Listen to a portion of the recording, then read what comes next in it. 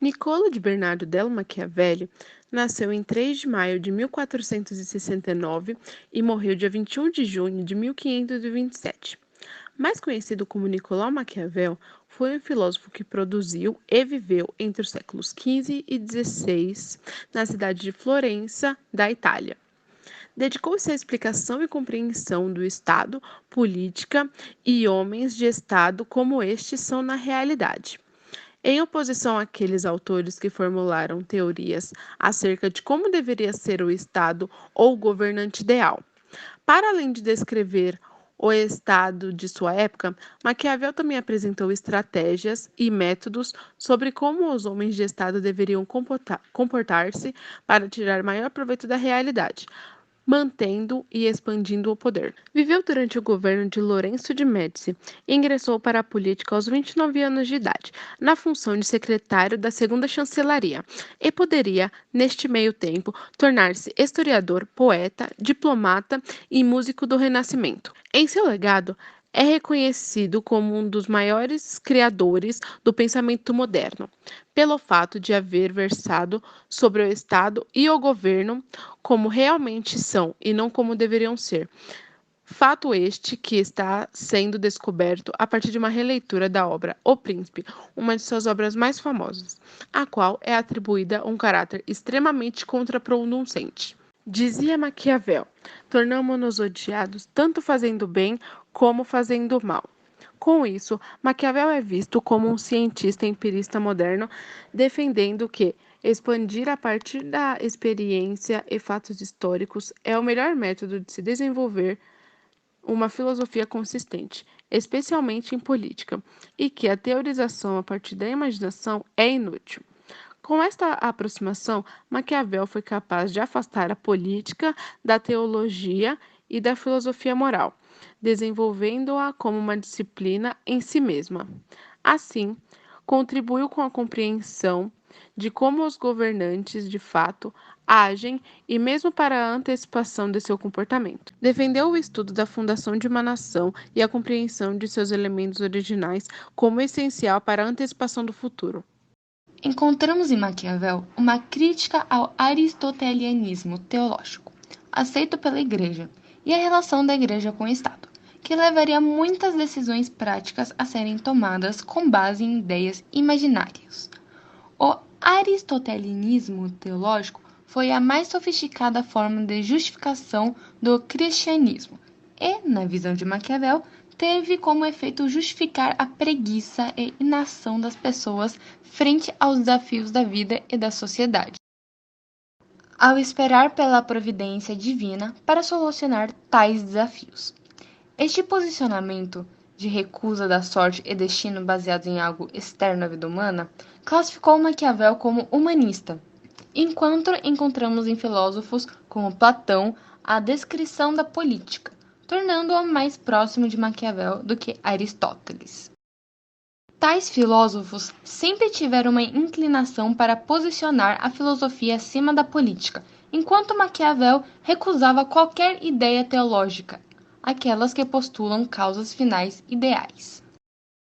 Grande dificuldade foi encontrada por autores posteriores ao tentar estabelecer a moral de Maquiavel, devido à sua posição realista acerca da natureza e de forma de manutenção do Estado e suas intuições, especialmente sua descrição de como a desonestidade e a morte de inocentes pode ser útil aos políticos. Em sua obra mais famosa, O Príncipe, Maquiavel foi criticado e repudiado veementemente por diversos estudiosos políticos e, especialmente, teóricos da moral, o que contribui para a associação de seu nome e uma característica inescrupulosa, como a criação de adjetivo maquiavélico. Por outro lado, autores como Spinoza, Rousseau e Diderot defenderam que Maquiavel era, na verdade, um republicano e que suas ideias foram extremamente úteis para a compreensão do Estado, inspirando o Iluminismo e, consequentemente, o desenvolvimento da filosofia política democrática moderna. O autor italiano Benedetto Croce defendeu Maquiavel afirmando que sua posição era de que, na realidade, as regras morais afetam muito pouco a ação e as decisões dos políticos. A interpretação aceita atualmente é de que Maquiavel se coloca como um cientista político, procurando distinguir os fatos da vida política dos valores do julgamento moral. O Príncipe. A obra de Maquiavel foi escrita em 1513 e publicada em 1532, com 26 capítulos. Maquiavel fez de O Príncipe um manual de ação política cujo objetivo maior era a concretização de um poder absoluto, inabalável. Expressou nitidamente o seu sentimento de desejo de ver uma Itália poderosa e unificada. Expressou também a necessidade, não só dele como de todo o povo italiano, de uma monarca com pulso firme, determinado, que fosse um legítimo rei e que defendesse seu povo sem escrúpulos e nem medir esforços. Maquiavel foi muito criticado pelas ideias que ele defendeu em O Príncipe. Em O Príncipe, Maquiavel faz uma referência elogiosa a César Borgia, que após ter encontrado na recém-conquistada Romanha um lugar assolado por pilhagens, furtos e maldades de todo tipo, confia o poder a Dom Ramiro de Orco. Este, por meio de uma tirania impiedosa e inflexível, põe fim à anarquia e se faz detestado por toda parte. Para recuperar sua popularidade, só restava a Borgia suprimir seu ministro. E um dia, em plena praça, no meio de toda a Cesana, mandou que o partissem ao meio. Seu livro é um manual de autopreservação para líderes mundiais. A obra-prima de Maquiavel pode ser considerada um guia de conselhos para governantes, alertando-os sobre as armadilhas da selva política e mostra sua preocupação em analisar acontecimentos ocorridos ao longo da história, de modo a compará-los à atualidade de seu tempo. O Príncipe consiste do manual prático dado ao príncipe Lorenzo de Médici como um presente, o qual envolve experiência e reflexões do autor. Maquiavel analisa a sociedade de maneira fria e calculista, e não mede esforços quando trata de obter e manter o poder. Maquiavel levantou a seguinte dúvida: é melhor ser amado que temido ou temido que amado? Segundo o autor, desejam-se ambas as coisas. Ser amado e temido seria o ideal.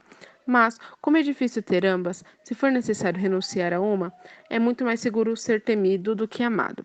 Pois, dos homens, em geral, pode-se dizer o seguinte: eles são egoístas, volúveis, simuladores, dissimuladores e são ávidos pelo lucro. Enquanto você fizer o bem para eles, são todos seus. Oferece seu próprio sangue, suas posses, suas vidas e até mesmo seus filhos. Isso tudo quando você não tem necessidade, mas, quando você precisa, eles viram as costas. O pensador argumenta que o príncipe que esperasse gratidão por parte do seu povo seria derrotado. Com o título original de Principatibus, a obra pode ser agregada em 5 partes. Capítulo 1 a 11. Análise dos diversos grupos dos principados e meios de obtenção e manutenção destes.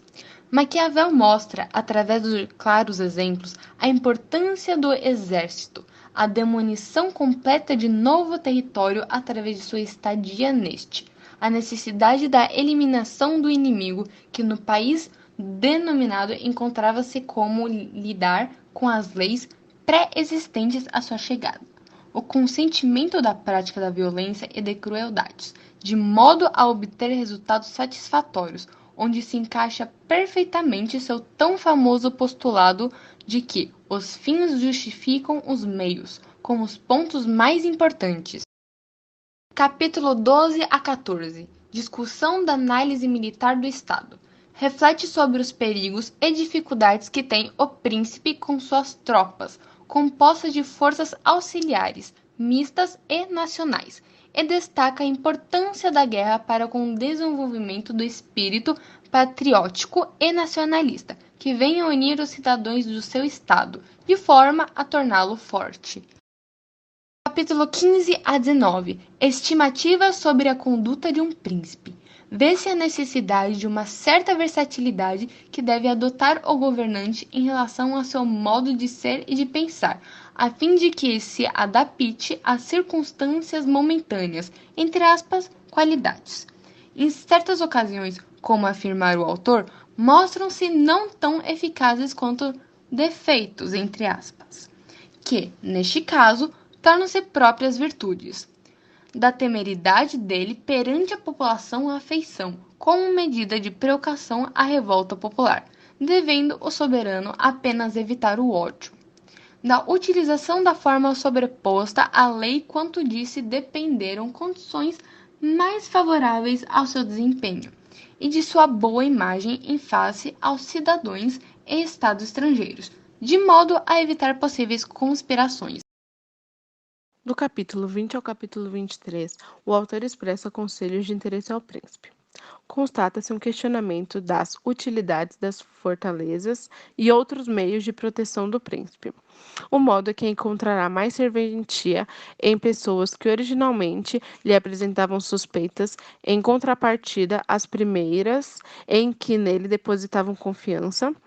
Como deve agir para obter maior confiança e estima entre seus súditos, a importância de boa escolha de seus ministros e uma espécie de guia sobre o que fazer com os conselhos dados, estes raramente úteis quando se considera o interesse oculto de quem os dá. Do capítulo 24 ao capítulo 26, Maquiavel faz uma reflexão sobre a conjuntura da Itália à sua época. Então, foge de uma análise propriamente maquiavélica na forma de um apelo à família real, de modo que esta adote resoluções em favor da libertação da Itália, dominada então pelos bárbaros. Essa obra clássica da literatura mundial não pode ser desprezada, mesmo porque adequa-se a qualquer época da história humana. Traz-nos uma visão realista de como o ser humano pode, deve e, de fato, manipula o poder.